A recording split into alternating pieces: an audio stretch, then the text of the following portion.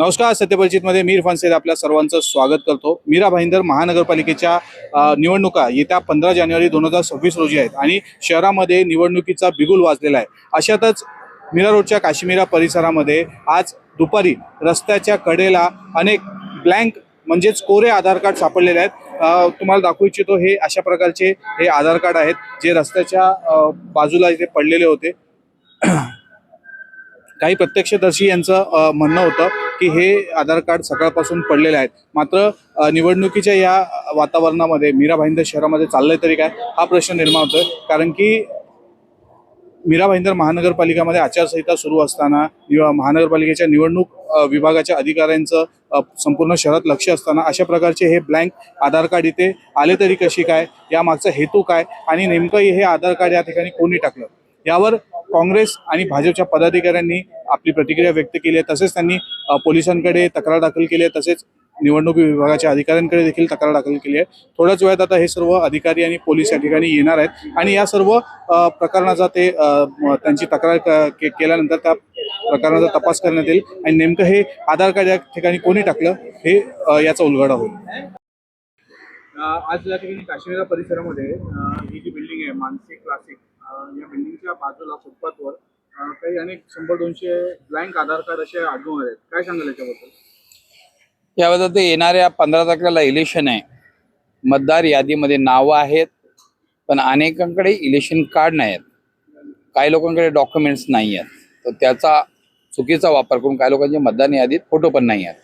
तर अशा परिस्थितीमध्ये या कार्डाचा मिसयूज होऊ नये म्हणून मी निवडणूक आयोग, मीरा भाईंदर महापालिका, स्थानिक पोलीस प्रशासन यांना मी विनंती करतोय.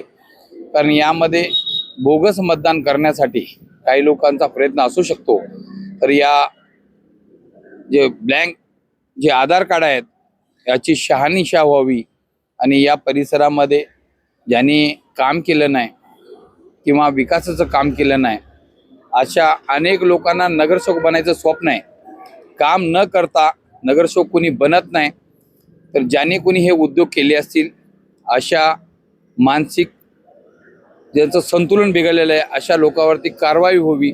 पोलिसांना मी विनंती करेन की आपण या कार्डाचं गोपनीयतेने चौकशी करावी आणि दोषी जो कोणी आढळेल तर निवडणुकीला इलेक्शनचा खोटे मतदान किंवा खोटं मतदार ओळखपत्र तयार करण्यासाठी अगर उद्योग होत असतील त्यासाठी आत्तापासूनच काळजी घ्यावी. आणि स्पष्ट आमचं मत आहे यामध्ये खोटं उद्योग करण्यासाठी हे कार्ड या ठिकाणी आपणच पत्रकारांनी सगळ्या रस्त्यावर कार्ड पडले होते. आपण फोन करून येईपर्यंत चाय पियेपर्यंत कार्ड उचलून पण काही लोकांनी नेली. आता थोडेफार कार्ड उरलेत, पण या ठिकाणचं इथलाच कोणी रहिवासी असं गोपनीयतेने आणि पोलिसांनी याची सखोल चौकशी करावी अशी माझी विनंती आहे. काही दिवसांमध्ये मीरा भाईंदर महानगरपालिकेच्या निवडणूक आहेत आणि निवडणुकीच्या या पार्श्वभूमीवर, निवडणुकीच्या या वातावरणात काश्मीर परिसरात अशा प्रकारचे आधार कार्ड ब्लँक म्हणजे कोरे आधार कार्ड भेटणं कितपत योग्य आहे? तुम्हाला मी सांगतो, आम्ही निवडणूक आयोगाशी मागच्या 6 महिन्यापासून आम्ही कोऑर्डिनेशन करतोय की याद्यांमध्ये भरपूर चुका आहेत. तुभार मतदारांचे नाव आहे, आधार कार्ड जे त्या लोकांचे यादीमध्ये नाव आहेत पण त्यांच्याबरोबर त्यांचा फोटो नाही आहे, त्यांचं नाव चुकीचे मेन्शन्ड आहे. हा सर्व आम्ही निवडणूक आयोगाला मागच्या कित्येक दिवसापासून सांगतोय, पण त्याच्यावरती यादीमध्ये काही सुधारणा केली नाही. ही जी प्रारूपमध्ये आली होती त्याच्यावरती ऑब्जेक्शन सजेशन झालं, त्याच्यानंतर या लोकांनी फायनल फोटो लिस्ट पब्लिश केली. त्याच्यामध्ये हे सर्व चुका तशाच आहेत. त्यासाठी हे लोक आता हे लोकांनी नवीन ऑप्शन काढलं की ब्लँक आधार कार्ड. ज्या लोकांचं नाव असेल यादीमध्ये त्या लोकांचा आधार कार्ड इथे बनवून घ्यायचा. मध्ये लोक जाणार मतदान केंद्रामध्ये, तिथे हेच आधार कार्ड दाखवणार आणि मतदान करून टाकणार. हा जो वोट चोरीचा प्रकरण आहे त्याच्यातला हा अजून एक भाग आहे. आणि मीरा भाईंदर शहरात सुद्धा मी तुम्हाला मागच्या 3 महिन्यापासून सांगतोय की मीरा भाईंदर मध्ये वोट चोरी झाली आहे. हा अजून होणार आहे. आणि हा पण तुम्हाला सांगतो की इथे आम्ही 10 मिनिटासाठी फक्त पुढे बघायला गेलो आणि तोपर्यंत जेवढा तो मोठा गट्टा होता, 400-500 आधार कार्ड ब्लँक होते, ते सर्व ते उचलून गेले. म्हणजे कुठे ना कुठे ह्या परिसरात कोणतरी असा माणूस आहे जो हा आधार कार्ड प्रिंटिंगचा व्यवसाय करतो आहे आणि कुठल्याही एका उमेदवाराला किंवा एका पक्षाला सपोर्ट करून त्यांना निवडून आणण्यासाठी किंवा त्यांना मदत करण्यासाठी हा सर्व प्रकार इथे घडतो आहे आणि याची सखोल चौकशी चालू केली पाहिजे. काय सांगाल तुम्ही या प्रभागाचे नगरसेवक होता, तसेच मीरा भाईंदर महानगरपालिकेच्या माजी महापौर देखील होते आणि तुमच्या प्रभागात अशा प्रकारचे ब्लँक आधार कार्ड भेटत आहे, काय सांगाल याच्यावर? मला ही कल्पना आताच मिळाली आणि त्यामुळे मी या ठिकाणी आलेली आहे. हे असे कोरे कार्ड जर कोण छापत असेल आणि हे याचा वापर जर इलेक्शनसाठी कोण करत असेल तर ही अतिशय निंदनीय गोष्ट आहे.